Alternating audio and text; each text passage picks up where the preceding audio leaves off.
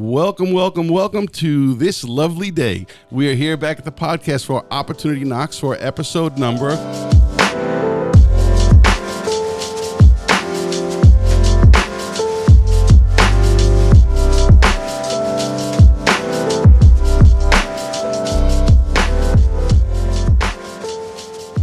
So it is episode 43 of season 3, and it's my first trip out to Long Island on the Long Island Railroad out of Manhattan this morning, heading to see my fellow 4Ds buddy Dean Miller, who is absolutely killing it with his content at the moment.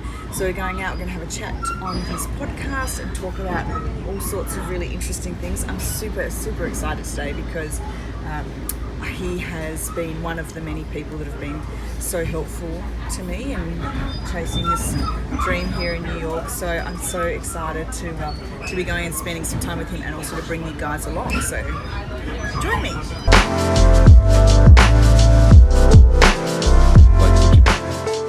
So today, they're all special, but there's something special about today's guest. We had the opportunity to meet back in 2017 in, what did you say it was, October, May? October. Yeah. As many of you have heard me say, I'm somewhat of a slow learner. Sometimes I got to do things twice. So I had the opportunity to go back to VaynerMedia for their very exclusive 4Ds program for a second time. I was part of the second ever session that they did. They were still working out the kinks, didn't finish up everything that they had promised. And one of the modules of the day was of a major importance to me they didn't get to. So I reached out to Tyler Schmidt, and I reached out to Gary and to several others at the company, and I said, hey, let me come back and do this other session. And they worked out a deal with me, and it took a couple months to get in, but I had the opportunity to go do a full day again at 4Ds. So without any further ado, I want to introduce my friend who literally sat right across the table from me at 4Ds number 2 for me, Sel Watts. So thank you so much for coming in and joining us to do this today. I appreciate you hopping on a train, coming out here to the middle of Long Island from your wonderful New York City world that you live in, one of half of the world that you live in. Yeah. Sel is actually one of these people who commutes between Australia and New York.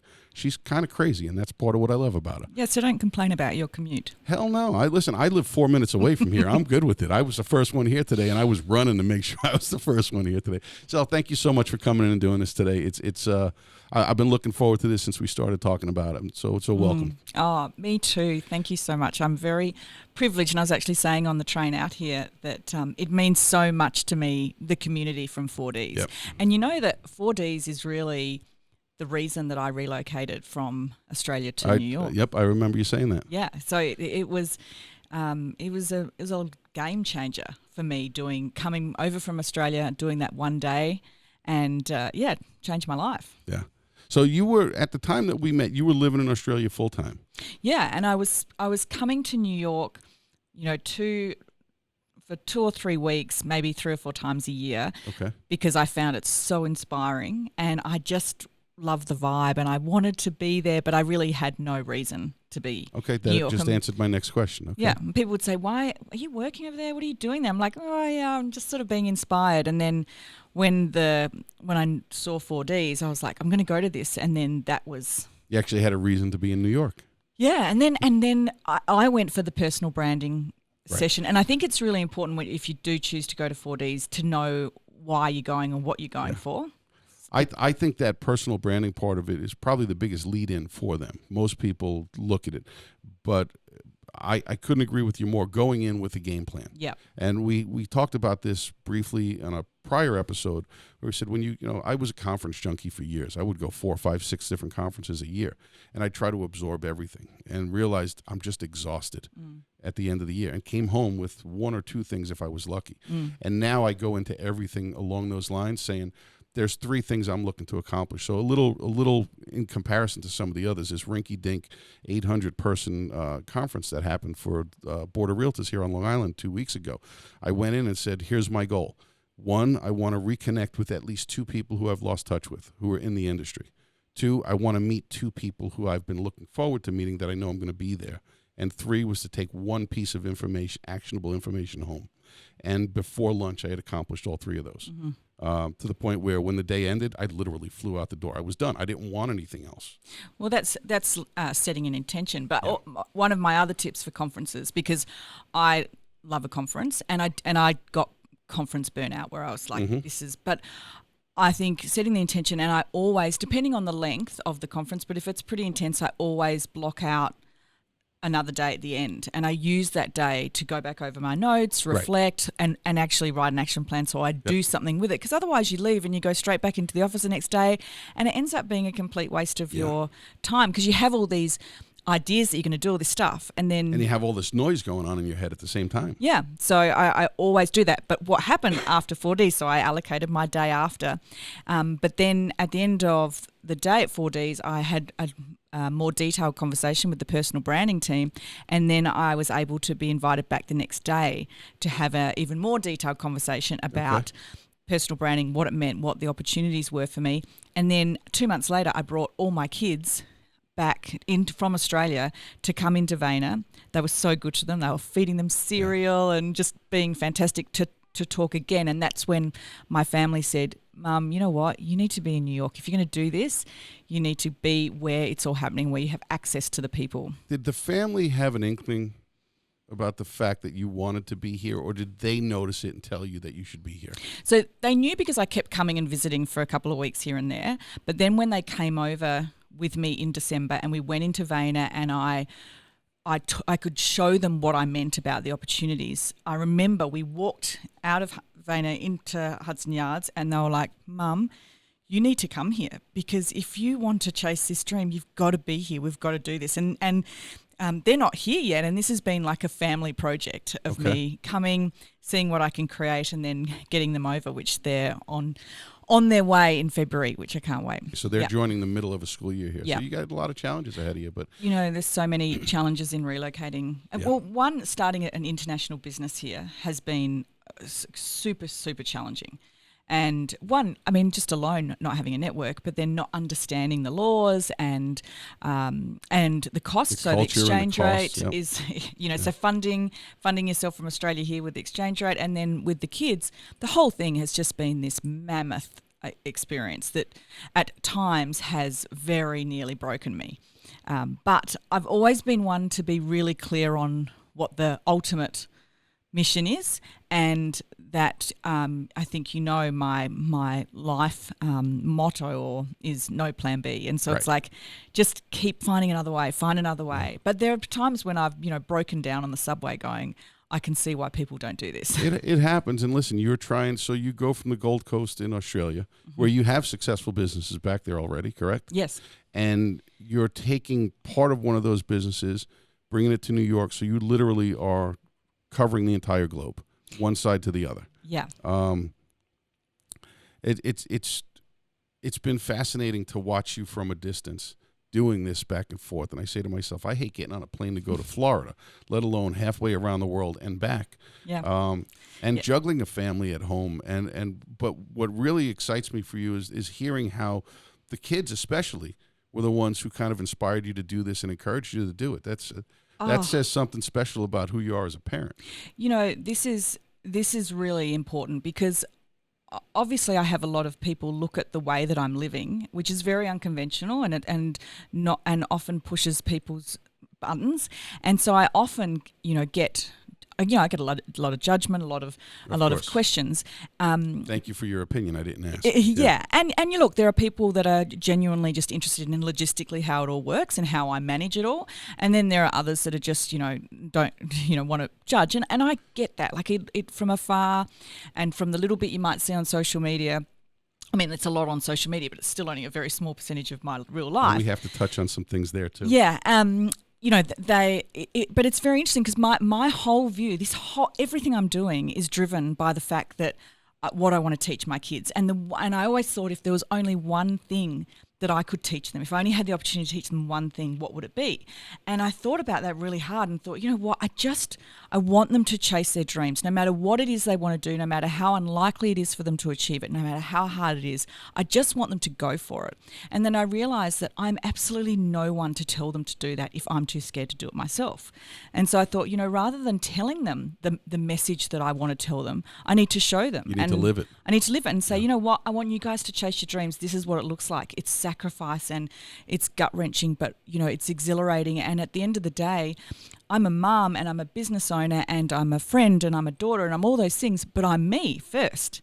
And, you know, I need to live that and show them how to live their life fully. And that's my role. And I've always looked at it that way. And so the kids they're my biggest cheerleaders. They think I'm a rock star every time they do a project on their most inspiring person. It's me. And I think, you know what? They're so grounded. And what I want to show people is that just because it doesn't look like the norm doesn't mean it can't be highly functional. Well, who defines what normal is? You know, what right do people have to define what normal should be for anybody else? And for them, this is normal. You Exactly. know, this is normal, and like they say to me, they say things, you know, like Mum is so random, and who knows what she's going to do next, but it's a crazy ride that they, you know, that they're on, and it's. You know, it's all good stuff. You know, I don't have time to focus on anything that doesn't matter. Right. You know? If it's not going to have a positive impact, does it really make sense to spend exert any energy paying attention to it? And I don't have enough time to be doing things that don't matter. So every second with them and every opportunity I have to teach them something, I do it intentionally, and from whether that be a text message or in the middle of the night when I'm thinking about them, or on our FaceTimes, or when I'm back and traveling and bringing them here. It's, you know, my goal is to bring them in to help raise them to be incredible human beings, and that's what they're being. Yeah. And you did, and that in turn makes you quite the incredible human being as well. And it's, you know, it's that philosophy that I've always had, where I said, you know, my goal in life is to be a good leader. The only way I can be a good leader is to help put other people in position to be great leaders. Yeah. And that's why I refer back to, you know, the little green guy on the desk here, Yoda. It's about being the guide. It's never about being the hero of the story for me. It's always about being the guide in someone else's process. That's where I become the hero to myself.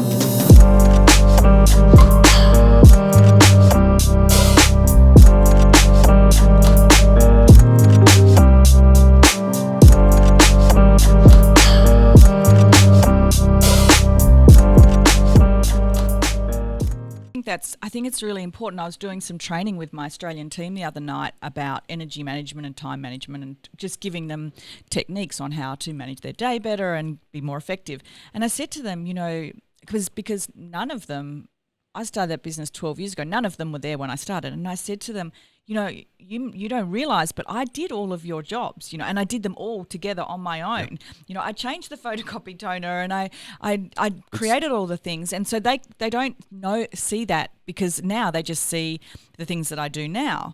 But it's important to understand that, like, at any point, right at this moment, I can go in and I can do any one of those jobs, and I'm more than happy to do it if I need to. You may not be able to do it as well as they can now, because they have the repetition and the routine. But it's easy to refer back to the restaurant, because there are so many different skills that are required for it.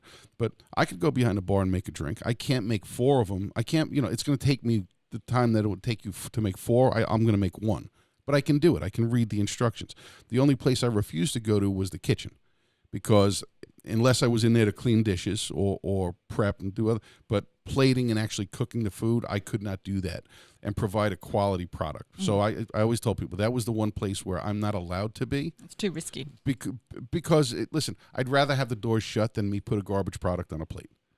We can't do it today, you know. And we had days where we did that. I learned to shuck oysters, stabbed myself more than enough time. Fortunately, never disabled myself, and I had 2 guys who did that. Wow. But you know, you've got to be willing to do anything, and I think that's part of the joy of being an entrepreneur. Well, you know, that's one of the things that I speak a lot about my concerns around the glamorization of entrepreneurship now, particularly that we have social media and everybody wanting to be an entrepreneur and thinking that what they're seeing from a successful entrepreneur and where they spend their time is what the job is. And what they don't realize is, one, all the behind the scenes stuff, but all the stuff you do for the first 10, 20 years.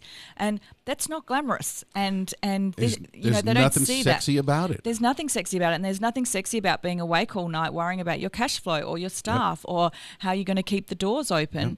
And all the decision fatigue around, should I keep doing this? No one believes in me, or everyone thinks I'm crazy. All of those things, you're not filming that and showing that on a private jet. It's not, and it worries me that young people in particular, are getting this really warped sense of what it is. And I don't think entrepreneurship is for everyone. No, it's not. I think it is only for certain types of people, and which is totally fine. But I think we need to have more transparency and conversations about the reality of what a real day actually looks like. Because I can tell you, if I, for example, on my social media, it's, 3 minutes of my day? Yeah. They don't see the rest. It's entrepreneurship. I struggled with the word for years. I always referred to myself as a small business owner. I looked at entrepreneur and said, that's someone who took a small business and became successful. But who defines success? So I looked at it, and I've been yelled at by a lot of people who said to me, you are an entrepreneur. This is who you are. It's not just what you do, it's who you are. You've always got your hands in 1,000 different things. You're taste testing everywhere you can go. Embrace it and own it. And I've finally started to embrace it to some extent, because I look at all my businesses. I mean, you've got 3 different companies you're talking about here as well. And I look at everything I've dabbled in. And yes, real estate drives the revenue for most of my organizations. But I look at it almost to say, hey, I'm Dean Miller Incorporated. Within that, I own Dean Miller Real Estate. I own Opportunity Knocks Podcast. I own Daily Dean Vlog. I've got an equity stake in a company called Pure Placid. I was an investor in technology companies. And like a fool, I owned a restaurant for 3 years. I ran a restaurant for 2.5, 3 years. The hell was I thinking? But it was that. You ever read The E-Myth by Michael Gerber? It was the very first book I read when I started. I live in a state of entrepreneurial seizures, I think. But they trigger, and sometimes you shake the tree, something good's going to fall out. I really think that anyone starting a business needs to read that as their very first book, because it really helps you define whether you are a practitioner, as we would call it in my field, or whether you are the entrepreneur. And I have a lot of people come to me that want to build a consulting firm like I did. And the difference is the reason I was able to scale is because I didn't do much of the work at the beginning. All I wanted to do was grow a business. I didn't want to be a people management consultant myself. I am one, and I do that well, but all I ever wanted to do was build businesses. So you didn't want to manage the people that you were consulting. No, you didn't want to manage the people that were doing the consulting. You wanted to manage the people. You wanted to run the operation. So what I wanted to do was I wanted to build a business, and I saw a niche in helping small to medium businesses with their people. Okay. And in Australia, we call that HR. Here, HR is defined a little bit differently, but basically it's to help them with everything relating to people, recruiting them, firing them, making them perform, team building, succession planning, everything to do with building a team. And so I saw a niche that small businesses they couldn't hire an internal person because it was too expensive and there was no need, and they couldn't look after their people themselves because they're business owners. And so I saw this niche. Now, in the first 5 years, I could have made a lot more money had I focused on me just doing most of the work. But rather from top to bottom. From top to bottom. And so I hired staff, but I could have billed myself out for a lot more hours. But I decided that I wanted to grow a business. So I went without the money for 5 years and hired more and more staff. So I was only billable for a small amount of time. Now, what that meant long term was I was able to scale a service business. Now, people that come to me and I say, do you want to be a business owner, or do you want to be an accountant, or do you want to be a HR professional? And they're like, well, I want to be a HR professional. It's like, well, great, but you'll only ever earn this much money, and you'll only have this many people. Right. There's a box that you can't really get out of as it's either is fine. It's about but having clarity around why you're doing it. Are you making yourself a job, or are you an entrepreneur that sees an opportunity in the market? And I wasn't degree qualified in that area. I hadn't worked in that area for many years. I just saw an opportunity, and now it's like it's a very important message to say, do you know what? Just because you don't follow what everyone else does, or just because they say that this is the only way to do it, isn't it's true. Not anymore. And it was the same with the whole story of starting the business, that it was the start of the global financial crisis. I had no money. I hadn't finished university. I hadn't been in the industry for very long. I'd never managed staff. I had a 3-month-old baby. I had nothing going for me. But you had all. a wild vision. I had a vision, and I had bucket loads of naivety. So I was just like, I'm going to build a global business. And I did not think for 1 second all those things I didn't have were a problem. I didn't even consider them. It wasn't until I started being a speaker about my story 5-7 years later that I went, wow, I really had nothing going for me. But I just blocked out the noise and I went, this is where I'm going, and that's what I did. But at the same time, you had that self-awareness that was something that you had going for you that not many people ever get. Yes, and I had done, and I still to this day have invested enormous amounts in personal development, coaches and conferences and courses and podcasts and reading. Like, I've done that for a really long time. And so I was very clear that if I created a vision and I believed in myself and I blocked out the noise and I never looked at competitors, and I was very particular about who I listened to, because I had people telling me all the time, you're never going to be able to do it. Every time I got pregnant, got the 3 boys, every time I got pregnant, people would say, are you closing the business now? Like, no one believed in me. But because of the personal development I'd done, I recognized that have a vision, block out the noise, believe in yourself, and just keep going and keep getting up, and every obstacle just find another way. And that was my education. And really in the end, that was all I needed, and it's still what I use to this day on this adventure. That's fantastic. So let's get a little bit into the technical and talk about, you talked about HR, your human resources type company. Tell me a little bit about what's next as a company. Yeah. So the main mission of What's Next is to create great workplaces. And what that means to me is that And workplaces, great workplaces is different for every type of industry. But ultimately, I believe that when someone goes to work, if that workplace is a great place to work relevant to that industry, that when they leave, they're going to go out and have a better life. They're going to have a better relationship with their spouse. They're more likely to get involved in the community. They're more likely to be healthy, and that has a ripple effect on the world. Mm-hmm. Same as the opposite. If they have a work for a shitty workplace, they're more likely to go home and snap at their partner and lie on the couch and not go and kick the footy with their kids, and that has a ripple effect. And so I believe that, and I came up with this mission in my spare bedroom when I started the business, and I was like, if I could create as many great workplaces around the world, the individuals within those small businesses would then go out and do great things in their life that make them happy. Bigger and better opportunities. And that would create a ripple effect. And that would be my way to change the world. And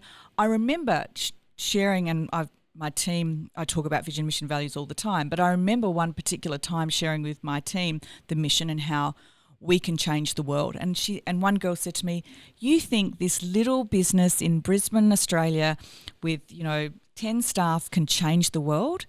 And I was like, yeah, because it just takes one person. That's it. It just takes one person to do something positive today that has a ripple effect. And if we are going to workplaces and we can impact however many staff and they go out, then that's important work. And so now the work that we do could be anything from giving someone clarity around what their role is, giving their manager training on how to lead properly, exiting someone that just isn't working out. Fit. It doesn't matter. And then obviously there's all the things around getting regular feedback and proper training and having a culture that's inspiring. So, and I only work with small to medium businesses because I strongly believe that small business owners are the ones that change the world. We are the core of the economy. Could not agree more. And we get no support from the government, and we are actually the main core of our economy. Yep. And with no support. Yep. And so and people have said to me, why don't you go and work for the big corporates? You could make so much more money.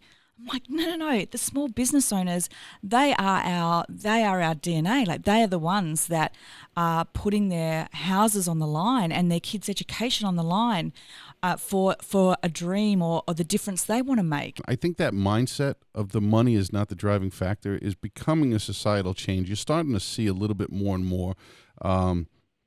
The Gen X and the me generation, which is much closer to me in age, is very different mentally than the millennials and the up-and-coming Gen Z, in that while I think everyone has their philanthropic focuses and their charitable focuses, what drives so many more people that I'm seeing, which makes me happy, isn't the gross dollar volume that you're earning every year.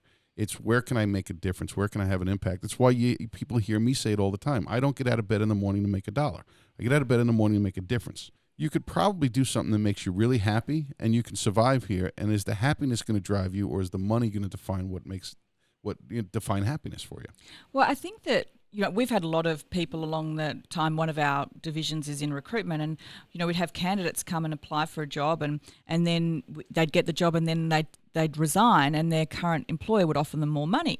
And I've had this conversation so many times. I said, when you came to me and said you wanted to leave your employer, you didn't say it was because you weren't earning enough money. You said that there wasn't good leadership or whatever, and now you're going to stay.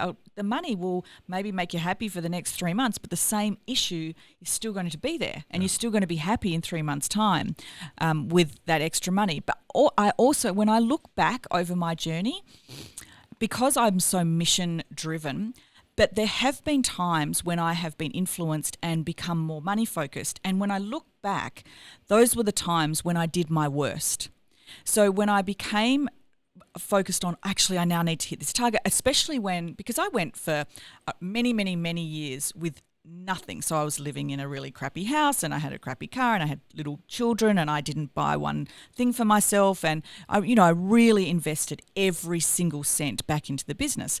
And then it got some success, and I started to reward myself. And one of my coaches said, "You know what, Sel, you really need to get a decent house. Make your life easy. You really need to get a nanny or a cleaner, or go and buy those shoes. Reward yourself." And that was very important, because it had got to the point where I was just like, just keep flogging yourself. And that wasn't helpful. But then what happened was, then I'd created over time, I then created a lifestyle that I needed to maintain. Okay. And I would go to work with instead of I want to change the world, I want to create the ripple effect, I want to create great workplaces. It was like, I've now got to pay for all these things that I have built myself, and they were all paid for myself. But then I had to. You changed your minimum acceptable standard. Exactly, and I had to hit the targets. And so I noticed that when that happened, my mind shift happened, and the struggle became different. And so, and I think most business owners actually need to go through this. It's like, there's a great quote about you don't need fame and money to be happy, but everyone wants to find that out for themselves. Right. So yep. Like, I think we've got to go through that stage of our lives where we're like, I've had nothing, and now I can have those things, or I can buy that, in my world, that handbag, and now I don't need to buy the handbag. Like, I've done it and it was great, but I realized it actually doesn't make any difference to your life. But I noticed that my performance of me and my business changed when it became about money. And that's when I realized that, oh my gosh, be mission oriented, do what makes you happy. It's not going to be great all the time. It's not meant to be. But really, the money will come, or whatever it is you need to survive and do what you need to do will come if you put that aside. And I think we are, as you said, hearing more and more about that now through great influencers like Gary, who really pushed that. My daughter, who sat at this table, and she grew up in a house where anything is possible, and you're not allowed to use the word can't. And I love when people tell me you can't do something, because I have one of two answers: get the hell out of my way and watch, or you're right, you can't do this, but I can. Now get the hell out of my way. Something interesting about that is I'm absolutely driven by that. And I think because from day one of starting my business, I was told that you are not going to be able to do this, because I didn't look anything like someone who could be successful in what I said I wanted to do. So I understand why it didn't look possible. But I was really driven. It was that I'll show you. And an interesting thing occurred around about 2 years ago, in that I started to feel like I was losing my mojo. Like, I just didn't have I just felt a bit flat, and I couldn't work out what had died. I felt like a spark had gone out somewhere. And then I realized that because of the things that I'd done, no one was saying to me anymore, you won't be able to do that. So everything I said, I'm going to go to New York, or I'm going to do this, I'll be like, if anyone can do it, you can, Sel, or, oh yeah, you'll nail it. And I'm thinking, this is so fucking hard. Like, I felt like everyone was like, yeah, well, of course you will. And no one was appreciating the fact that this was a massive, massive challenge. And then I realized that, oh my gosh, no one's telling me I can't. And that's the spark that was missing. And I realized then, like, whoa, that was a big driver for me. That was a big driver, having that I'll show you. And in the end, I went, you know what? I don't need other people. I need to say to myself, I'll show you. Every time I have that self-doubt, every time I, fall apart on the subway because I'm missing the kids, or I get knocked back again, or this whole challenge, I just have to say to myself now, I'll show you.